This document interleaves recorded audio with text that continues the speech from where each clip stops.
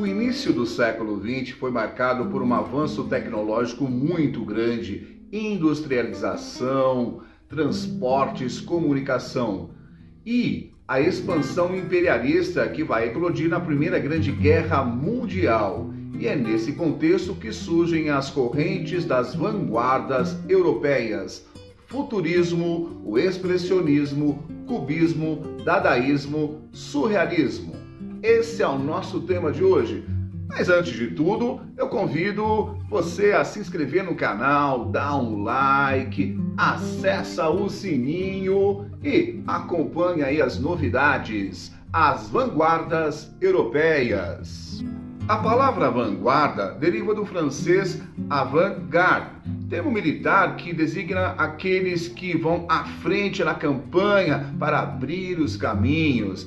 A partir do século XX, o começo do século XX, passou a ser empregada para designar, então, aqueles que no campo das artes e das ideias estavam à frente de seu tempo, rompendo com o academicismo passadista. Vamos falar inicialmente, então, sobre o futurismo, a arte da destruição.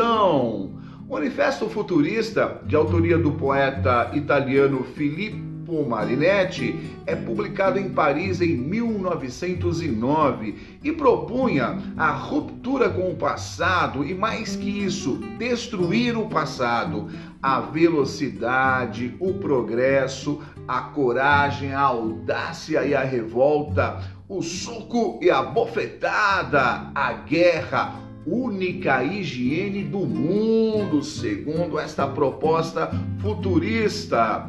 Pregava a demolição das bibliotecas, museus, além de combater o moralismo, o feminismo e todas as covardias oportunistas e utilitárias. Mas calma lá, isto é o que propõe então o nosso Filippo Tommaso Marinetti em seu Manifesto Futurista.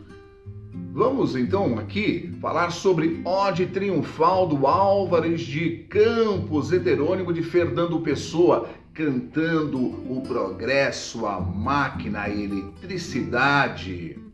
A dolorosa luz das grandes lâmpadas elétricas da fábrica, tenho febre e escrevo rangendo os dentes, fera para a beleza disto. Para a beleza disto totalmente desconhecida dos antigos, ó rodas, ó engrenagens, eterno, frente, forte espasmo retido dos maquinismos em fúria. Ode Triunfal, Álvares de Campos. Falemos também agora um pouco sobre o expressionismo, a expressão da dor humana. Na França e na Alemanha, no século XX, no começo, no início do século XX, surge um grupo de pintores chamados expressionistas na Alemanha e fauvistas na França. O objetivo era expor a subjetividade do mundo interior do artista. Isto implicava no distanciamento da beleza. Então ganha lugar o grotesco, a fealdade. Esta era a grande proposta, então, dos autores, dos pintores expressionistas. Podemos ver aqui na literatura brasileira, por exemplo, traços desse expressionismo na poesia do Augusto dos Anjos, O Morcego. Meia-noite ao meu quarto me recolho, meu Deus, e este morcego, e agora vede, na bruta ardência orgânica da sede, morde-me a goela, ígneo e escaldante molho. Outra corrente da vanguarda foi o cubismo, a realidade em formas geométricas. Segundo o seu maior representante, Pablo Picasso, a arte é uma mentira que nos faz perceber a verdade. O cubismo nasceu das experiências de Picasso e Braque em 1907. A pintura cubista, valorizando as formas geométricas, os cones, esferas, os cilindros, objetivava revelar o objeto em seus variados ângulos. Na literatura, viveu seu primeiro momento com um manifesto síntese assinado por Apollinaire e publicado em 1913, e buscava aproximar-se ao máximo às várias manifestações artísticas no campo da pintura, música, literatura e escultura, ressaltando a importância dos espaços em branco e em preto da folha de papel e da impressão tipográfica. Dadaísmo, a arte que não é arte, o mais radical dentre os movimentos de vanguarda. Em 1916, em plena guerra, quando tudo fazia supor uma vitória alemã, um grupo de refugiados em Zurique, na Suíça, inicia o mais radical movimento de vanguarda europeia, o Dadaísmo. Este movimento foi iniciado por Tristan Tzara em seu Manifesto Dada, em 1918, e propunha uma ruptura radical, irreverência, combate às formas institucionalizadas, crítica ao capitalismo e ao consumismo, ênfase no absurdo, nos temas e nos conteúdos sem lógica. E qual que é então a receita para se fazer um poema dadaísta do Tristan Tzara?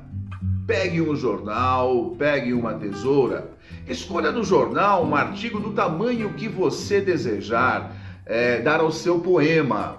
Recorte o artigo, recorte em seguida com atenção algumas palavras que formam esse artigo e meta-os no saco. Agite suavemente.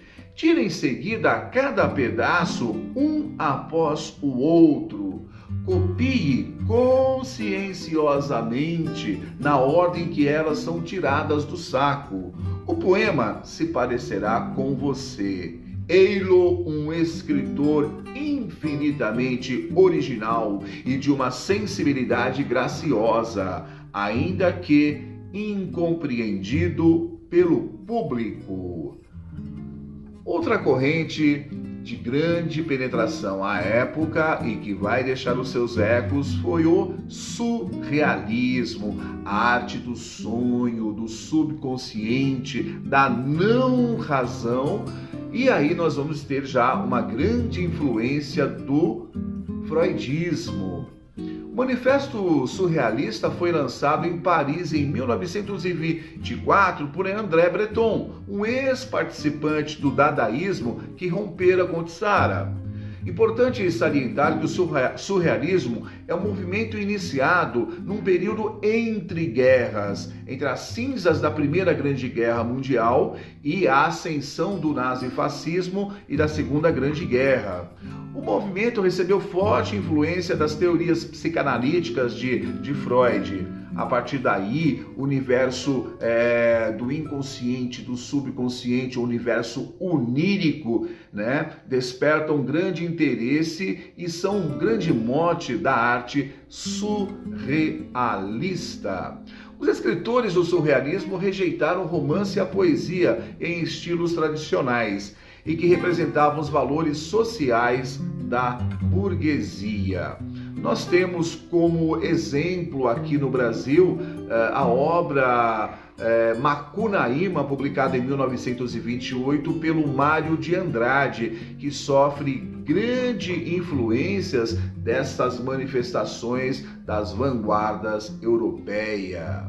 Então vejam, todas essas correntes das vanguardas europeias ou da vanguarda europeia, o expressionismo, o cubismo, o surrealismo, o dadaísmo, o futurismo, vão possibilitar que os nossos artistas bebam nessa fonte e que tragam traços de tudo o que estava acontecendo na Europa, para a nossa realidade, para compor aquilo que seria a primeira geração modernista, que vai de 1922 a 1930. Mas esse é o tema para o nosso próximo encontro. Por enquanto é isso. Grande abraço!